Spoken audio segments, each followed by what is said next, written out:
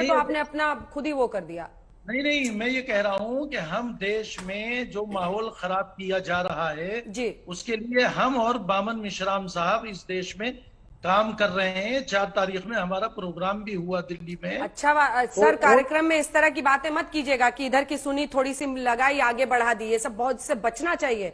और यही व्हाट्सएप पर होता है, जो व्हाट्सएप यूनिवर्सिटी है ना वो। ये वीडियो देखा आपने, बामन मिश्राम का नाम सुनते ही अंजना ओम कश्यप के कान खड़े हो गए। मैडम को ऐसा लगा जैसे किसी ने उनकी जमीन हड़प ली हो।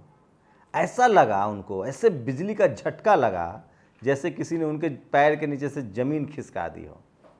आखिर क्यों बामन मिश्राम के नाम से इतना खौफ खाते हैं मीडिया वाले?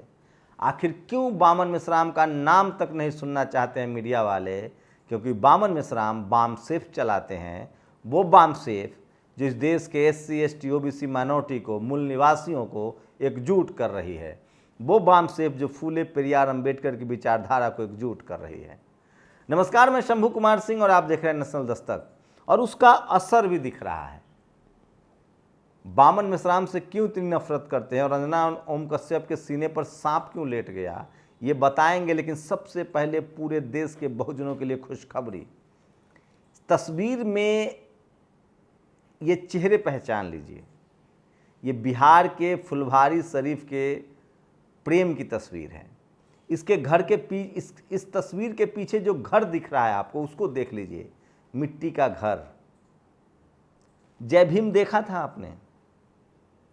उसमें जो चूहा खाते थे लोग, हम सब लोग उसी तरह से बड़े हुए हैं।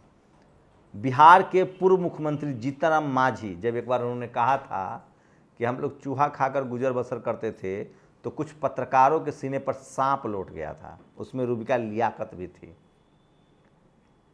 ये बहुजन प्रेम कुमार को 1 करोड़ 2 करोड़ नहीं, 2.5 करोड़ का स्कॉलरशिप मिला है, वो भी अमेरिका की यूनिवर्सिटी से, मेरिट के दम पर।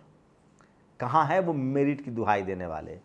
मैं इसलिए बार बार कहता हूँ कि हमको तुमने मौका नहीं दिया, पढ़ने नहीं दिया, कॉन्स्पिरेसी की। कॉन्स्पिरेसी करके पावर तो ले आओगे, पद तो ले आओगे, लेकिन ताकत कहाँ से लाओगे? इस देश के मेहनत कशों के साथ नाइंसाफ़ी हुई है। और इसीलिए मैं इसको जो लोग इसको कलयुग कहते हैं ना, मैं उसको कलम युग कहता हूँ। एक ऐसा युग जिसमें सबको पढ़ने लिखने का अधिकार मिला। ये कहते हैं ना द्वापर, द्वापर में सिर्फ 2 लोगों को अधिकार था, ब्राह्मण और क्षत्रिय। ये कहते हैं ना त्रेता, त्रेता में सिर्फ 3 लोगों को अधिकार था, ब्राह्मण, क्षत्रिय और वैश्य। ये कहते हैं ना द्वापर, त्रेता, उससे पहले सिर्फ ब्राह्मण समाज का कब्जा था इस देश पर पढ़ने लिखने पर। लेकिन जब मौका मिला, सोचिए, फूले पेरियार, अंबेडकर, कबीर, रविदास, रामस्वरूप वर्मा, जगदेव बाबू, और पढ़ाई लिखाई की बात करेंगे, जयपाल मुंडा, डॉक्टर अंबेडकर, जिनका कोई तोड़ नहीं है, सिंबल ऑफ नॉलेज, उन्हीं के ये वैचारिक संतान हैं। और इनको अमेरिका ने 2.5 करोड़ की स्कॉलरशिप दी है और जाकर वहाँ ये इंजीनियरिंग की और सोशल साइंस की पढ़ाई करेंगे। लेकिन क्या मजाल है कि इस देश के टीवी और अखबार में इस बात पर बहस हो जाए। बहस हो जाएगी तो उल्टी नदी नहीं बह जाएगी। सोचिए, इस देश में एक बड़ी कॉन्स्पिरेसी हुई है। सरकारी संस्थाएं, सरकारी स्कूल तब तक चलने दिया गया जब तक उसमें बहुजनों का प्रवेश वर्जित था, या जब तक बहुजन पहुंच नहीं पाए थे। और जैसे इस देश के SC ST OBC माइनॉरिटी के बच्चे स्कूल पहुंचने लगे, सरकारी स्कूलों को बर्बाद कर दिया गया। आप लिख कर रख लीजिए, अगर आज के समय में आपके बच्चे सरकारी स्कूल में पढ़ेंगे तो बाद में वो प्राइवेट स्कूल में पढ़ने के लायक रहेंगे, प्राइवेट यूनिवर्सिटी में।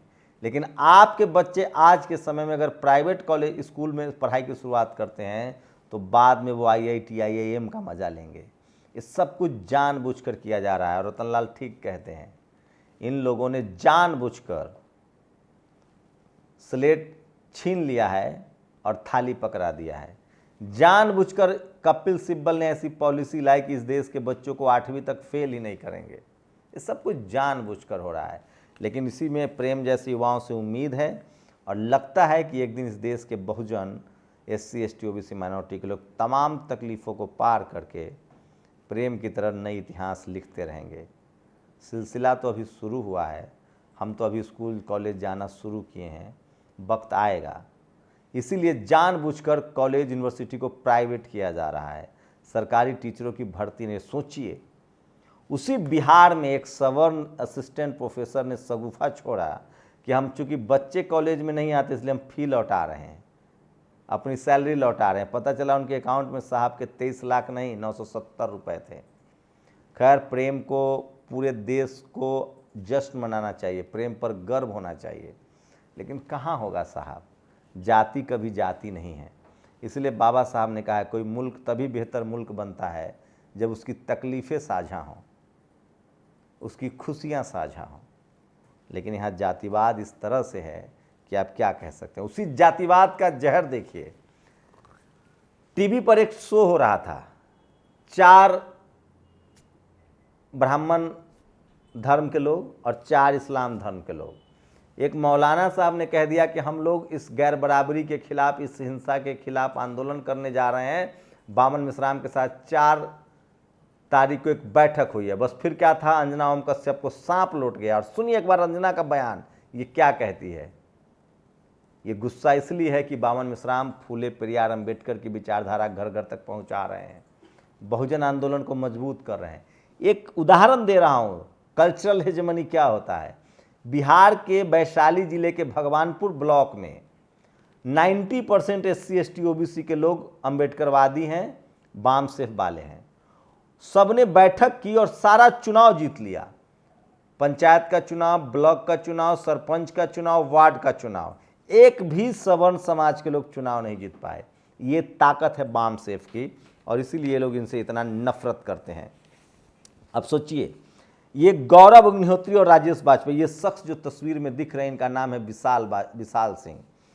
इनका 5,000 रुपया गौरव अग्निहोत्री जो ब्राह्मण समाज से उन पर बकाया था, इन्होंने पैसा मांगा तो इनका आंख फोड़ दिया। यूपी से एक और खबर इसी तरह की मुकनायक ने रिपोर्ट की है, उधार पान मसाला न देने पर घर जला दिया। इटावा से तस्वीरें आ रही है किस तरह से एक शेड्यूल कास्ट की फैमिली को एक यादव फैमिली हमला कर रहा है। बचोगे नहीं यादव जी। अगर इस देश के OBC ने जातिवाद नहीं छोड़ा, धार्मिक हिंसा नहीं छोड़ी, तो आप बचेंगे नहीं, आप जेल जाएंगे। दिल्ली दंगे में एक यादव को सजा हुई है। पूछ लो जाकर उन शेड्यूल कास्टों से जो गुजरात दंगे में धर्म के नाम पर अत्याचार करे तो उनके साथ क्या हुआ। इसलिए कह रहा हूं मैं SC ST OBC माइनॉरिटी के लोगों से कि पढ़ो लिखो, किसी के हाथ का इस्तेमाल होने वाला पत्थर मत बनो, नहीं तो तुम्हारी आने वाली नस्लें गूंगी बहरी और जेल में कटेंगी। इसलिए इस देश को अगर मजबूत बनाना है तो आपसी भाईचारा होना चाहिए। ये है लक्ष्मीकांत परमार, मेरे अच्छे दोस्त हैं, अहमदाबाद में रहते हैं, शानदार पत्रकार हैं। इन्होंने मोदी जी के खिलाफ एक आर्टिकल लिखा था, वो अखबार में छपा भी नहीं, उसका PDF लीक हो गया। लक्ष्मीकांत परमार पर FIR दर्ज कर दिया गया है। जिग्नेश मेवानी को संज्ञान लेना चाहिए। जिग्नेश मेवानी को बधाई, वो कांग्रेस के राष्ट्रीय कार्यकारी अध्यक्ष बन गए हैं गुजरात के। लक्ष्मीकांत परमार भाई अहमदाबाद में रहते हैं, शानदार पत्रकार हैं और नेशनल दस्तक को वो करीब से जानते समझते हैं। बहुजनों को इनके साथ खड़ा होना चाहिए। इन पर एक बार फिर से FIR हुआ है, ये बिल्कुल बर्दाश्त करने के लायक नहीं है। और सोचिए, जो भक्त लोग झालर जलाते हैं, झालर का विरोध करते हैं, वो 22,000 करोड़ रुपए लेके चला गया है। सोचिए, ये है देश की सुरक्षा की हालत। आप लोग अपनी प्रतिक्रिया जोड़ दीजिए। शुक्रिया। नेशनल दस्तक की आपसे गुजारिश है कि अगर इसको बचाना चाहते हैं तो नेशनल दस्तक को सब्सक्राइब करने के लिए रेड कलर के सब्सक्राइब बटन को दबाएं, फिर बेल आइकन की घंटी दबाएं। नेशनल दस्तक को बचाने के लिए बहुत जरूरी है कि हर खबर को शेयर करें, लाइक करें, कमेंट जरूर करें।